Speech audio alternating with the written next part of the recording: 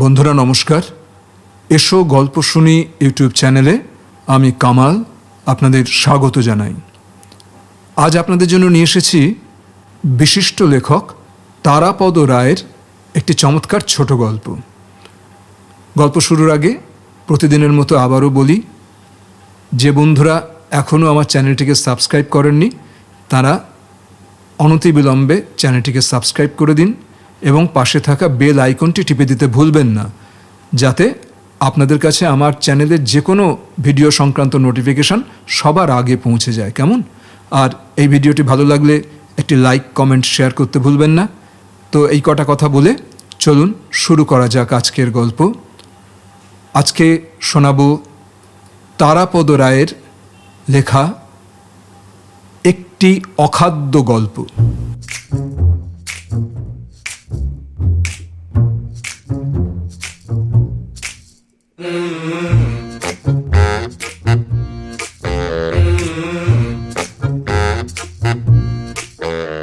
আমার এ পথে হাঁটা আবার বন্ধ করতে হবে, মনে মনে এই কথা ভাবতে ভাবতে বাড়ি ফিরছিলাম।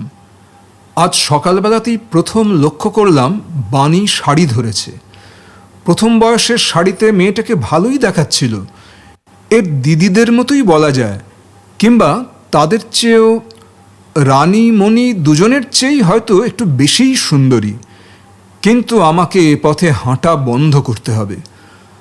আমার বাড়ি থেকে বেরিয়ে সদরের ট্রাম রাস্তার এইটাই সোজা পথ, কিন্তু আবার সেই বাড়ির পেছন ঘুরে সেই উল্টো পথ, সেইটাই ধরতে হবে। না, বয়স হয়েছে, আর ধাক্কা সামলাতে পারবো না। মনে মনে প্রথম যৌবনের সেই দুঃসাহসী দিনগুলির কথা ভাবতে একটু বেদনা, একটু দুঃখও যেন হচ্ছিল। তখন কত কি করা যেত। ওর দিদিদের, রানী মণিদের আমি থোড়াই তোয়াক্কা করেছি, কিন্তু বয়স কিছু বাড়ল, একটু সমঝে চলতে হবে। খোকনদা, এই খোকনদা, কখন থেকে ডাকছি, মোটেই সাড়া দিচ্ছ না। বুকটা আঁতকে উঠল। পিছনে ফিরে দেখি যাকে এড়ানোর জন্য এত পরিকল্পনা, এত বুদ্ধির মারপ্যাঁচ, ঘোরালো সড়ক, সেই মেয়েই ছুটতে ছুটতে প্রায় পাশাপাশি এসে দাঁড়িয়েছে। গরমের দিনের সকালবেলা এইটুকু ছুটে এসে কপালে ঘামের ফোঁটা জল করে জ্বলছে, কাঁপতে কাঁপতে গড়িয়ে পড়ে যাচ্ছে কয়েকটা স্বচ্ছ তরল শ্বেতবিন্দু। শাড়ির বিব্রত বেসামাল ভঙ্গিটা, সব মিলিয়ে বাণীকে যেন অস্বীকার করা যায় না। আমার বুক কাঁপতে লাগলো। আমি জানি এখনই অথবা আগামীকাল ও সেই মারাত্মক প্রস্তাব করবে। এই শাড়ি পরার সঙ্গে সঙ্গে সেই প্রস্তাব, সেই আমন্ত্রণের অধিকার ওর জন্মেছে একদিন ওর দিদিদের মতোই। রানীমণির হাত থেকে আমি পরিত্রাণ পাইনি, এবারেও হয়তো পাবো না, কিন্তু আর কতকাল। আর বাণী যদি শেষ হতো তাহলে হয়তো চোখ বুজে ঝাঁপিয়ে পড়া যেত, কিন্তু আরও ছোট অনেক বাণীর বোনেদের সংখ্যা, অর্থাৎ ভুবনবাবুর, আমার প্রতিবেশীর মেয়েদের সংখ্যা আমি গুণে দেখিনি, হয়তো ভুবনবাবুও গুণে দেখেননি। এরা প্রত্যেকে বড় হবে, প্রত্যেকেই মণি, রানী, বাণীর মতো একদিন পল্লবিনী হবে, কিন্তু কতকাল আমি তাদের প্রথম অভিজ্ঞতার শিকার হব। মনের মধ্যে একটা বিদ্রোহের ভাব দেখা দিয়েছে, কিন্তু এইটুকু মেয়ের সামনে সেটা দমন করতে হলো। খোকনদা, একেবারে চুপ করে দাঁড়িয়ে রইলে? তুমি কতদিন আমাদের বাসায় আসো না? মা বলছিল ছোটদি সেদিন শ্বশুরবাড়ি থেকে এসেছিল, তোমার খোঁজ করলে। আমি তোমাকে ডাকতে গিয়েছিলাম, তুমি বাসায় ছিলে না। রাত দিন বাইরে বাইরে কোথায় এত টোটো করে ঘোরো? বেশ পাকা গিন্নির মতো কথা বলতে লাগলো বাণী। তারপর হঠাৎ কথা ঘুরিয়ে বলল, দেখো আমি শাড়ি পরেছি, বেশ ভালো দেখাচ্ছে না? বলেই একটু লজ্জিত হয়ে পড়ল। কথাটা একটু ঘুরিয়ে শাড়ির আঁচলটা বাঁ হাতের একটা আঙুলে জড়াতে বলল, বাবা কিনে দিয়েছে, শাড়িটা বেশ সুন্দর, তাই না? এসব কথায় আমার কোনো আপত্তি নেই, আমি শুধু মূল প্রস্তাবটির আশঙ্কা করছিলাম। বললাম, শাড়িটা বেশ সুন্দর, আর তুমিও মন্দ না। একটু মুখ ঘুরিয়ে হেসে ফেলে বাণী বলল, কিন্তু তুমি কবে আসবে আমাদের বাড়িতে? মুখে বললাম, যেদিন আজ্ঞা করবে সেদিনই। মনে মনে অন্য কুমতলব ভাসতে লাগলাম। তখনকার মতো বাণী চলে গেল। যদিও ধরেই নিয়েছিলাম যে আজকালের মধ্যেই বাণী আসবে, আর আসবে সেই সাংঘাতিক মর্মান্তিক প্রস্তাব, কিন্তু সে যে এত তাড়াতাড়ি সেটা আশা করিনি। পরদিন সকালে ঘুম থেকে আমি উঠি 9:30, তখন 6টা, মানে আমার মধ্যরাত্রি। সেই সময় হাঁকাহাঁকি, দরজায় কড়া নাড়া, প্রায় ভেঙে ফেলবার উপক্রম। উঠে দরজা খুলতে হলো। খোকনদা, বড়দি এসেছে, আজ শেষ রাত্রিতেই ফিরেছে। দেখি একটু পিছনে রানী দাঁড়িয়ে। কাটিহার না কোথায় বিহারের দিকে ওর বিয়ে হয়েছে। আরে এসো এসো, বাধ্য হয়ে আমাকে বলতে হয়। বলতে বলতে আমি ঘরের মধ্যে প্রবেশ করি, ওরাও পিছে পিছে আসে। তা আজকেই ফিরছ রানী? কেমন শ্বশুরবাড়ির খবর কি? যে খবরগুলি না জেনেও অন্যান্য দিনের মতো আজকের দিনটাও কেটে যেতে পারত, সেইগুলি জানবার জন্য আমাকে এই মুহূর্তে ভদ্রতার খাতিরে বিশেষ উৎসাহ দেখাতে হয়। রানী এত সব প্রশ্নের উত্তরে একটু মুচকি হাসে। আজ সকালেই ফিরলে? ফিরেই 7 তাড়াতাড়ি আমার এখানে ছুটলে? মন কেমন করছিল? এইবার রানী যেন একটু গম্ভীর হলো। পাশের টেবিল থেকে একটা বই তুলে নিয়ে আলগোছে পাতা উল্টাতে লাগলো। বাণী কিন্তু এর মধ্যে একটু ফিক করে হেসে ফেলল। রানী ধমকে উঠল, থাম ফাজিল কোথাকার। আসলে ধমকটা আমার উদ্দেশ্যেই, সুতরাং আমাকে নিরত হতে হলো। এবং সেই মুহূর্তেই লক্ষ্য করলাম রানী আর বাণী দুইজনের চোখে চোখে কি একটা কথা আলোচনা করে নিল। আমার অন্তরাত্মায় আমি অনুভব করলাম আমি অবিলম্বে সেই ভয়ঙ্কর দুর্ঘটনার মুখোমুখি হব। এইবার বাণী কথা বলল, দিদি আজই ফিরে যাচ্ছে, ওর দেওরের বিয়ে, কিছু কেনাকাটি করতে হবে, তারপর রাত্রেই ফিরে যাবে। সে কি, আজকেই ফিরে যাবে? আমাকে কিঞ্চিত বিস্মিত হতে হয়। এইবার রানী বলল, হ্যাঁ, আর সেই জন্যেই তুমি অনেক দিন আমাদের বাসায় যাও না, আজ দুপুরে আসবে, ওখানেই খাবে। এবং বাণী যোগ করল, জানো খোকনদা, আমি রান্না করব, আমি কেমন সুন্দর রান্না করতে শিখেছি। আমার মাথায় বজ্রাঘাত হয়। যা ভেবেছি ঠিক তাই হলো। রানীমণির বেলায় যা হয়েছে, এবারও বাণীর বেলাতে তাই হলো। বাণীর প্রথম রান্না, তার স্বাদ আমাকেই সর্বাগ্রে গ্রহণ করতে হবে। আমি এদের এই প্রাণহারা অভিজ্ঞতার সবচেয়ে সুলভ শিকার। যা এড়াবো বলে কালকেই মনে প্রাণে প্রতিজ্ঞা করেছি, এই 2 তরুণী প্রতিবেশিনীর সামনে কিছুতেই সেটা করা যাবে না, সেটা আমি এখনই বুঝলাম। না, আমার পক্ষে সম্ভব নয়। আমাকে আবার সেই একই দৃশ্য অভিনয় করতে হবে। এই তো রানী আমার সামনে বসে রয়েছে, সাধারণ সুন্দরী, নববিবাহিতা, চেহারায় আচরণে একটা স্মিত কোমলতার ছাপ রয়েছে। কিন্তু একে দেখলে কে বুঝতে পারবে এর হাত দিয়েই বেরোতে পারে হাত বোমার চেয়েও মারাত্মক সেই সব খাবার, সেই মানকচুর চপ। শরীর এখনও রোমাঞ্চিত হয়ে ওঠে। যারা আমাকে সম্প্রতি চেনেন তারা জানেন না, চিরকাল আমার কণ্ঠস্বর এমন ছিল না। এককালে আমি আপনাদের মতোই, সাধারণ মানুষদের মতোই কোমল কণ্ঠস্বরে কথা বলতে পারতুম। কেউ কি বিশ্বাস করবে, করা কি সম্ভব যে তোমার সেই অমায়িকতা এই একটি কোমল দর্শনা যুবতীর হাতে নিহত হয়েছে? তবে রানীর চেয়ে মণি আরও সাংঘাতিক ছিল।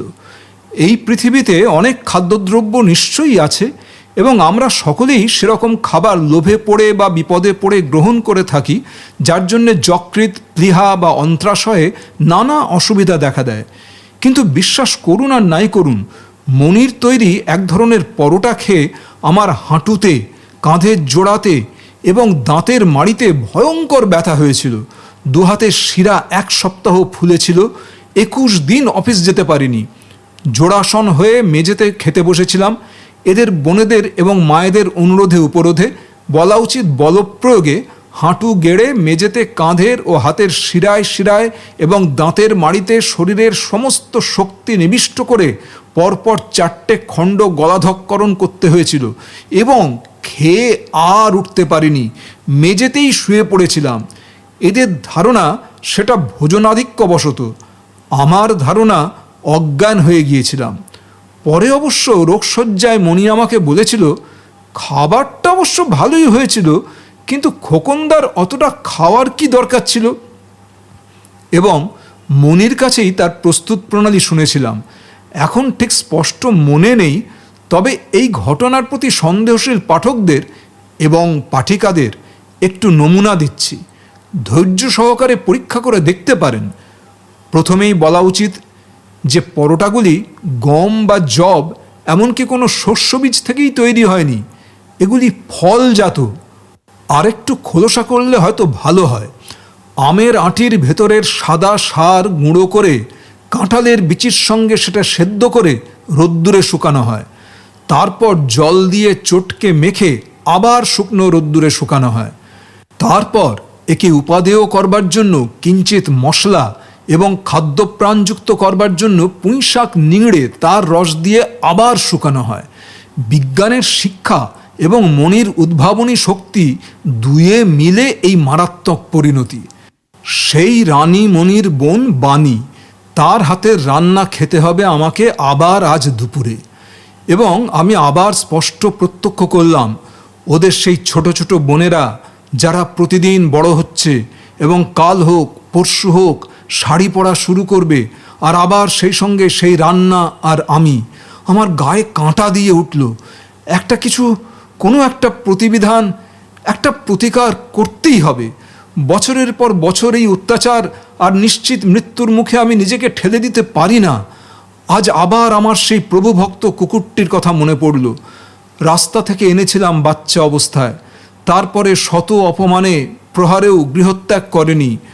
মণি একবার এক ধরনের পোলাও তৈরি করেছিল, কি দিয়ে তৈরি করেছিল বলতে পারবো না, কিন্তু তৈরি করে একটা ঠোঙায় করে রুমালে বেঁধে দিয়ে বলেছিল, খোকনদা এটা নিয়ে যাও, আজ খেও না, দু একদিন পরে খাবে, যত বাসি হবে ততই মুখরোচক হবে। খাবারটি বাসায় এনে আমার টেবিলের উপর রেখেছিলাম।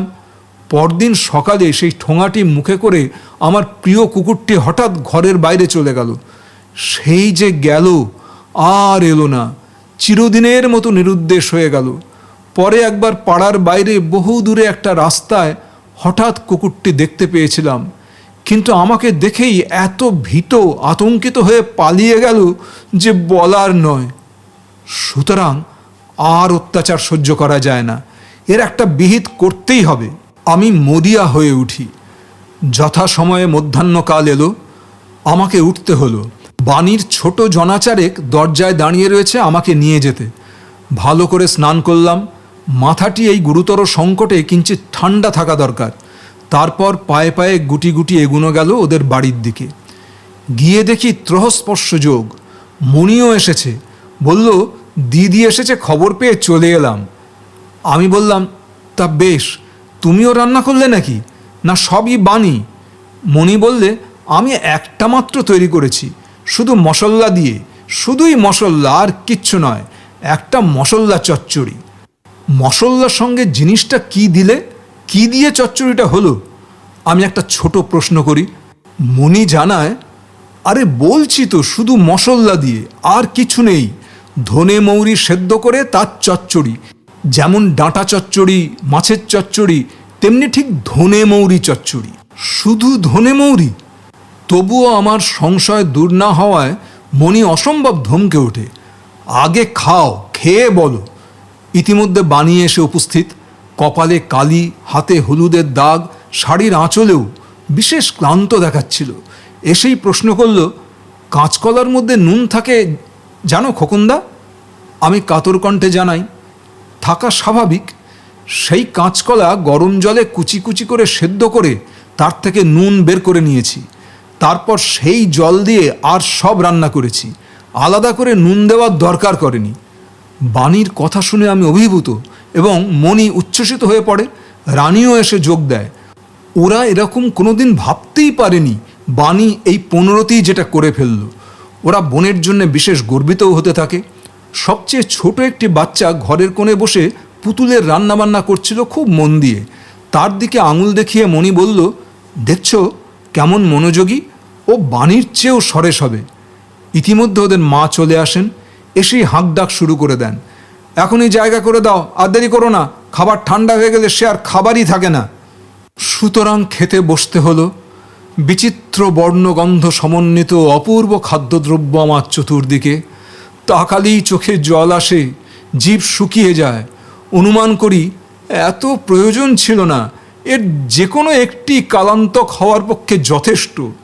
মুখেও তাই বলি, এত করার কি ছিল, অল্প দু একটা রান্না করতে পারতে, তোমরা এত পরিশ্রম করলে।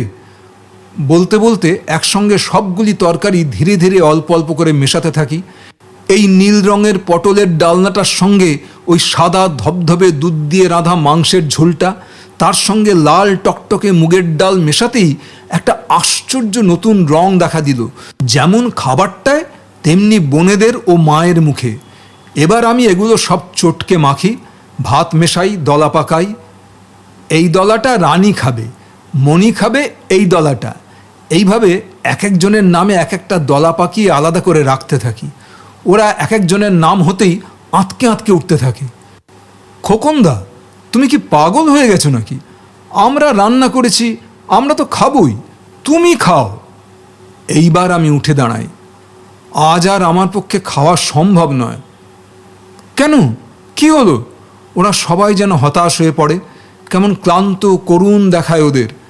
আমি অনেকটা থিয়েটারের অভিনেতার মতো উদাত্ত কণ্ঠে বলে যাই, আজ তোমাদের বাণীর এইসব রান্না দেখতে দেখতে আবার আমার মনির রান্নার কথা, রানীর রান্নার কথা মনে পড়ল সব কতদিন আগের কথা।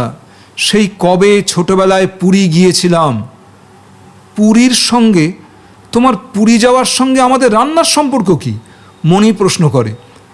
এতক্ষণে আমি আমার জুতো জোড়ার মধ্যে পা গলিয়ে দরজার কাছে গিয়ে ওদের দিকে ঘুরে দাঁড়াই। তোমাদের রান্না, তোমাদের প্রত্যেক বোনের রান্না খেতে খেতে আমার আবার পুরীর সমুদ্র তীরের কথা বারবার মনে পড়ে। আহা, সেই শৈশব, নীল সমুদ্র, বনরাজি নীলা। বিয়োগান্ত নাটকের নায়কের মতো আমার কণ্ঠস্বর ওদের মুগ্ধ করে ফেলে। বুঝি আমার প্রাক্তন কণ্ঠের কোমলতা আবার ফিরে আসে আমার স্বরে। আমি বলে যাই, তোমাদের প্রত্যেকটি খাবারে সেই পুরীর সমুদ্র তীরের স্বাদ আবার ফিরে পাই। ঠিক তেমনই লবণাক্ত, তেমনই বালুকাকীর্ণ তোমাদের প্রত্যেকটি রান্না, যেমন লোনা তেমন বালি কিচকিচে। এর উপরে ভ্রমণ করা যায়, কিন্তু গলাধঃকরণ করা যায় না। পুরীর সমুদ্র তীরের সেই ভ্রমণের এত সহজ আনন্দ থেকে কলকাতার লোকদের আমি বঞ্চিত করতে চাই না। এই বলতে বলতে সমস্ত খাবারগুলো আমি দ্রুত বেগে রাস্তার দিকে হাত বাড়িয়ে ছুঁড়ে দিই, নিজেকেও ছুঁড়ে দিই রাস্তায়। ছুটে যায় সেই খাবারগুলোর উপর দিয়ে। লবণাক্ত বালুকাকীর্ণ রাস্তার উপর দিয়ে দৌড়ে যেতে যেতে পুরীর সমুদ্র তীরের ভ্রমণের আস্বাদ ফিরে পাই।